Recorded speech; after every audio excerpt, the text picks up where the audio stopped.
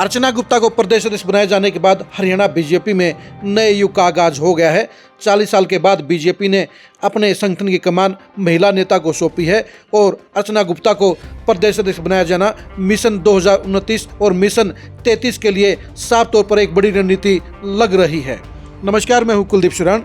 आज हम खरी खरी न्यूज़ में चर्चा करेंगे अर्चना गुप्ता की नियुक्ति के बाद बीजेपी की प्लानिंग की, अर्चना गुप्ता की संभावित वर्किंग की और हरियाणा बीजेपी के नए मिशन की।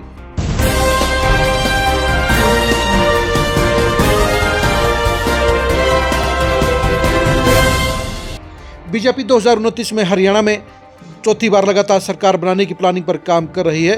बीजेपी इसके लिए अभी से मेहनत करनी शुरू कर चुकी है और अर्चना गुप्ता को इस मिशन को पूरा करने के लिए ही चयनित किया गया है, उन्हें प्रदेश अध्यक्ष बनाया गया है। अर्चना गुप्ता के जरिए अब बीजेपी महिलाओं के सबसे बड़े वोट बैंक को अपने साथ करने के लिए जुट गई है और अर्चना गुप्ता के बाद हरियाणा में आपको अब बीजेपी मिशन 33 को लागू करती हुई नजर आ सकती है। जी हां, अर्चना गुप्ता की नियुक्ति सामान्य नियुक्ति नहीं है, बल्कि अर्चना गुप्ता को सबसे बड़े मिशन के लिए पूरे प्रदेश में मैसेज देने के लिए ही प्रदेश अध्यक्ष बनाया गया है। केंद्र में महिलाओं का 33% आरक्षण लागू कराने में मोदी सरकार बेशक से फेल हो गई है, लेकिन 2029 में महिलाओं को अपने साथ जोड़ने के लिए 33% आरक्षण का दांव अभी खत्म नहीं हुआ है और बीजेपी इस मामले में हरियाणा को रोल मॉडल के तौर पर देख रही है और शायद इसीलिए अर्चना गुप्ता को पार्टी कमान सौंपी गई है।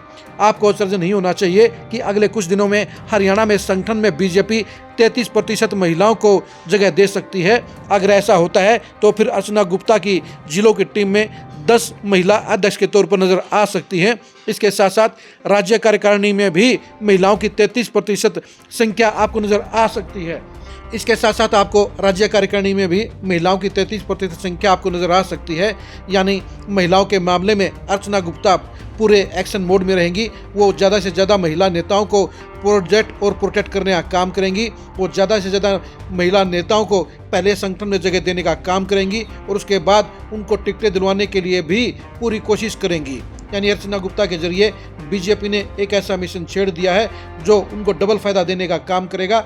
यानी चुनाव में भी बीजेपी को फायदा होगा, संगठन में भी बीजेपी को फायदा होगा और महिलाओं के बीच में बड़ी पकड़ बनाने में भी अर्चना गुप्ता की नियुक्ति बड़े काम आएगी। अर्चना गुप्ता के जरिए बीजेपी अपने संगठन में नई जान फूंकने का काम करेगी और जाहिर सी बात है, महिलाओं की 33% भागीदारी के बाद हरियाणा की बीजेपी पूरे प्रदेश में नहीं बल्कि पूरे देश में सबसे अलग नजर आएगी और वो बीजेपी का मास्टर स्ट्रोक होगा।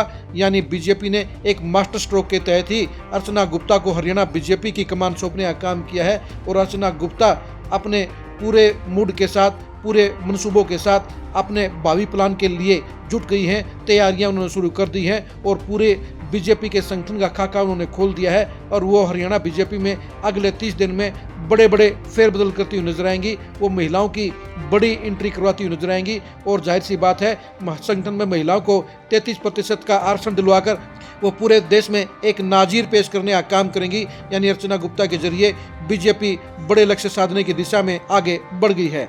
आप अर्चना गुप्ता की नियुक्ति को कैसे देखते हैं, कमेंट करके जरूर बताइए। अर्चना गुप्ता की नियुक्ति बीजेपी को कितना फायदा देने का काम करेगी, कमेंट करके जरूर बताइए।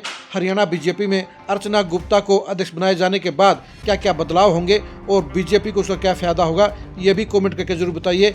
अर्चना गुप्ता के सियासी भविष्य को जानने के लिए, उनकी रणनीति को जानने के लिए आप लगातार खरी खरी न्यूज़ के साथ बने रहिए। आप हमारे फेसबुक पेज को फॉलो कीजिए, आप हमारे यूट्यूब चैनल को सब्सक्राइब कीजिए। नमस्कार।